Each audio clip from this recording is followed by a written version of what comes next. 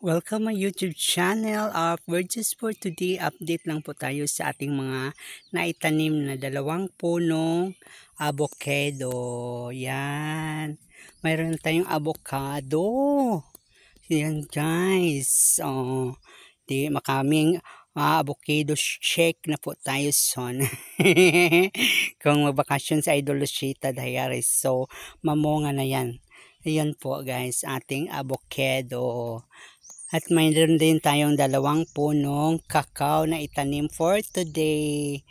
Yeah, right. Maraming salamat everyone at naipamahagi ko na po ang bunga ng santol at nakita ko po sa ilang sarili na natutuwa po sila. Sobrang saya na natikman nila ang santol ko. Napakatamis at binalik-balikan nila.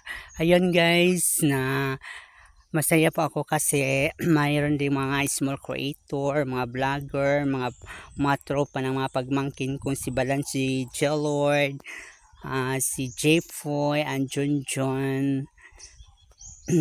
Thank you so much sa inyong pagdating sa aking farm, nasaksihan at natikman nyo kung gaano katamis ang aking santol. Maraming salamat everyone sa Manilin and Lalay, Balan, sa tropa ni Balan, thank you everything. Sa ating mga creator, mga kaibigan nga nakipag-vlog sa akin. Sketcherman, Bagong Silang, Laclabao de Oro, Jerison, Daily Vibes, and TikToker Jelian Roca, and Real Industry, Dia Marie, Yutina Kaliged. Thank you so much. All around the world, all people to love and support to Miss Palaka. Thank you everybody. Hoping for na makabakasyon kayo sa akin. At masaya na po ako ngayon bilang isang bagong magsasaka dahil masaya po ako bilang magsasaka ngayon. I'm proud myself na yung pinana ng papa ko, mama ko, na unti-unti kong napangalagaan at nalagaan, nalilinis ko na po. Abot kaya ko, lilinisin ko pa po to.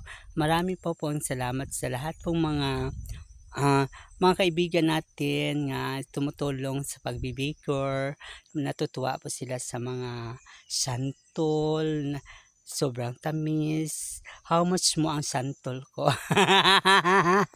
Kung hindi ba kayo updated sa aking YouTube channel, huwag niyo kalimutan subscribe my YouTube channel, Miss Palaka, and share and like, and gusto niyo kayong join sa aking page, Miss Palaka Vlog, Miss Palaka, and Purity is my fan page. Thank you everybody at mabuhay po tayong lahat.